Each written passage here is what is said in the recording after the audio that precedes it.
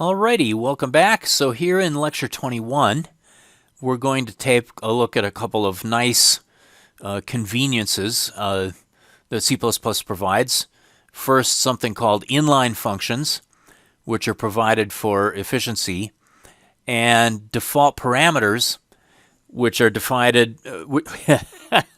which are provided both as a convenience and also as a maintainability enhancement. So let's get into these. Now, when you define a member function right within a class, that is, you specify not only the name of the function, the number of types and parameters and the return type, but you also specify a body in curly braces. Okay, that's what we mean by a full definition. That function is implicitly what's called an inline function. And what an inline function means is that the compiler has enough information about the function that it may be able to simply replace the function call with the contents of the return statement within the function and thereby avoid doing any function calling and returning. Let me show you what I mean here. Here's our employee class. And this is nothing new. This notation is nothing new. We are defining our getRate member function to take no arguments and return double. GetRate is a const member function because it does not modify the state of the employee object that it's called on. And all that the getRate function does is to return the value of the rate data member. Now, because we've defined that function inline right within the class definition itself, when we call this function, let me improve that highlighting here. When we call that function, here I have an employee object named Alex, and when I call alex.getRate, the compiler sees that getRate is an inline function. And so the compiler may simply replace this function call with alex.rate. Okay, so we don't have to call a function and wait for that function to return a value to us. We can just directly plug in alex.rate. Now, you might complain, well, wait a minute. Rate is private, so how can this be? Well, rate is private from the programmer's perspective. But remember that it is the compiler that enforces these privacy rules.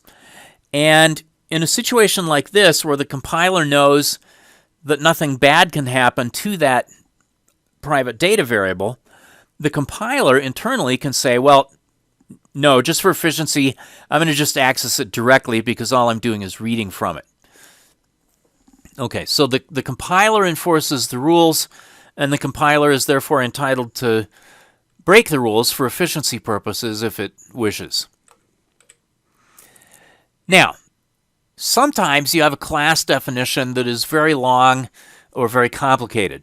For example, we've been using string objects, and if you take a look at the class definition for the string class in the string header, you'll see that it is dozens of lines long. The string class provides a huge number of facilities.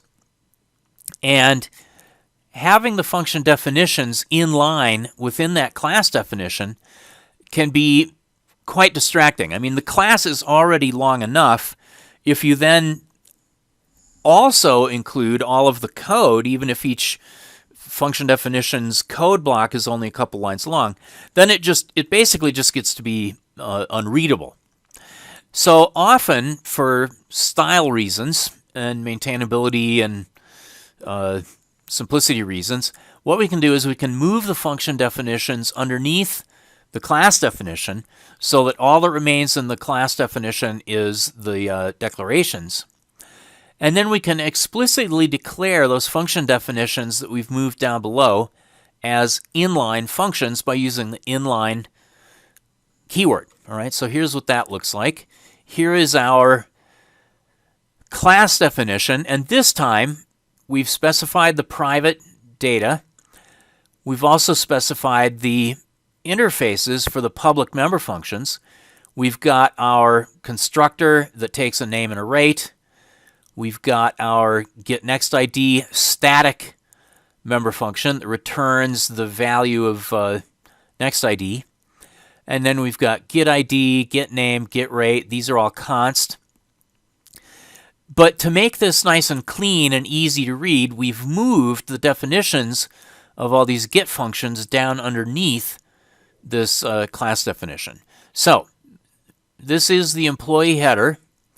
And right below this, in the same header, all right, so on slide 7, I just have a continuation of the employee.h file started on slide 6. Here we have the definition of the employee constructor, the definition of the getNextID function, and getID and getName and getRate and so on. These are still inline functions because we've stuck the inline keyword in front of them. So the compiler understands that even though these things have been defined outside the body of the class definition, these are nevertheless inline functions and can be optimized. Okay. Now the one thing that we still have to do in our code file, well, we probably have other somewhat more complicated functions that we don't want to define as inline functions. But given just what we have here on slide 6, notice that we do have, let me try that again. Notice that we do have the NextID data member declared static. That thing can't be defined inline. That static data member has to be defined in the .cpp file as usual. So in the .cpp file, in the code file, we say NextID is a member of the employee class. It's an int, and it's initialized with 1. Previously, I said NextID and then the equal sign and then 1.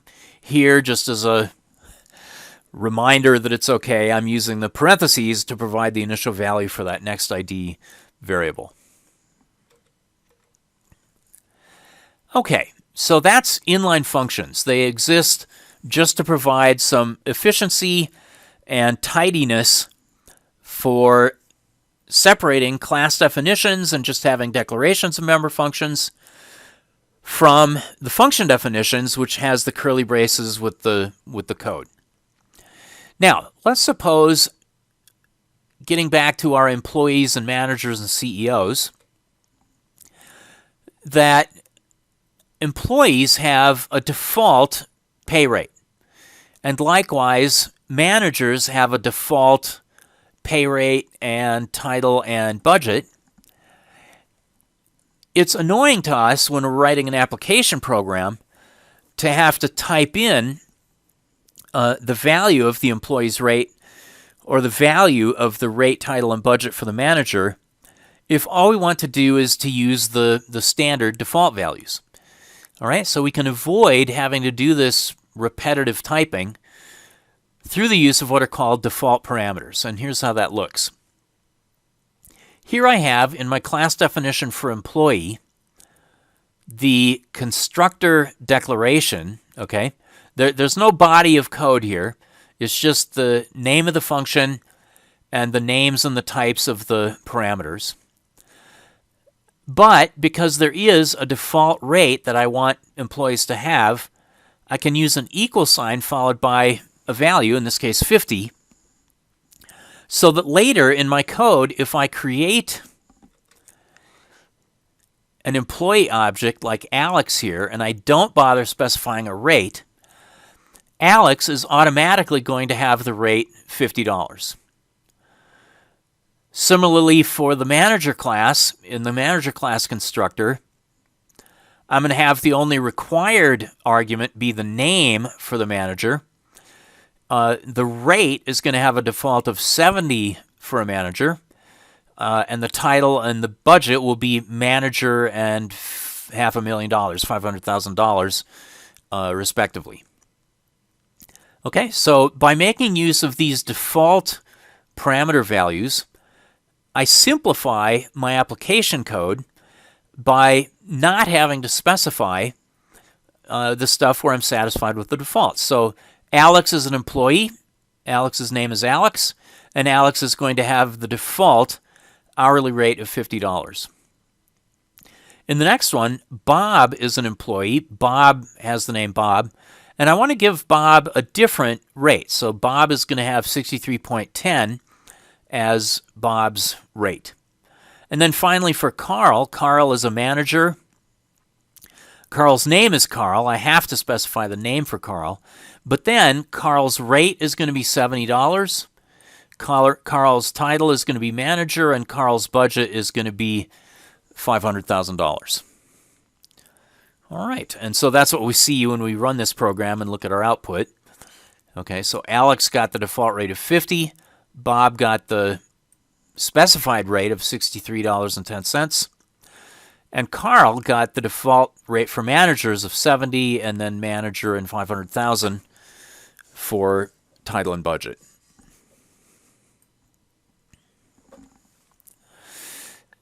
I want to point out a couple of quirks here.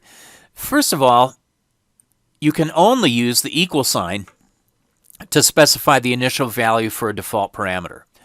Okay, so here we're specifying $70 as the default value for the second parameter, R. It's illegal for me to use parentheses or curly braces to specify default values for parameters, even though for local variables we could use either an equal sign or parentheses or curly braces. So that's, a nuisance, but there you are. I also want to point out that the argument values that you give match up with the parameters strictly from left to right.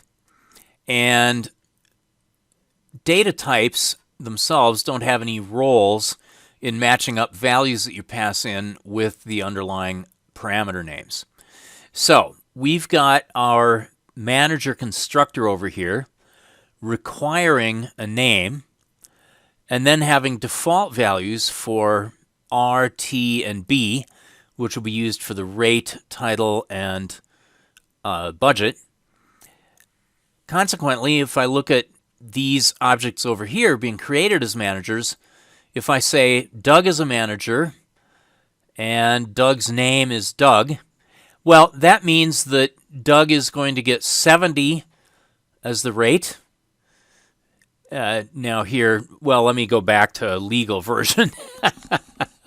Here's our legal version. So Doug is going to get 70 as the rate. Doug is going to get manager as the title. And Doug is going to get $500,000 as the budget. So that's all fine. For this next object, Ed is a manager. Ed's name is Ed. 72.5, well, that's the second argument. And because it's the second argument, it gets matched up with the second parameter. So R is going to have the value 72.5 when I create Ed. Manager and budget are the third and fourth default values for the third and fourth parameters. Okay, so that's fine. Likewise, for Fred, I'm specifying name, rate, and title. So that's arguments 1, 2, 3, which gets matched up with parameters 1, 2, and 3. And the default budget will be $500,000. For Glenn, I've specified all four arguments. Name Glenn, rate 71.9, title boss, and budget $750,000. Now, as I said, types don't play any role in figuring out what matches with what. So if I say Hal is a manager, and I give the first argument Hal and the second argument boss, to me, as a human being looking at that, it sort of makes sense. It means that I want Hal to be the name, and, well, boss isn't a double, so I must want boss to be the title, and I must want the rate to be 70 and the budget to be 500,000. But no, the compiler is not that bright. The compiler looks at this and says, well, okay, fine, Hal is the name. Boss is a string, and that string can't be provided to the parameter r, so I have an error there, and the compiler gives me a complaint message at that point. Also, I can't skip values. So having failed to create Hal with the title boss, I might say, oh well, let me try this. Let me use Ian as the name, and then I'll just leave the rate blank, so that will fill in the default, and then I'll specify the third argument as boss. Once again, this is just not legal syntax, and so the C++ compiler will scream at me when I do this. I get things matched up strictly from left to right, arguments 1, 2, 3, 4 in that order. And if I have a type mismatch, or if I have some silliness like comma, comma, that's going to be an error. Alrighty, so that takes care of inline functions and default parameters.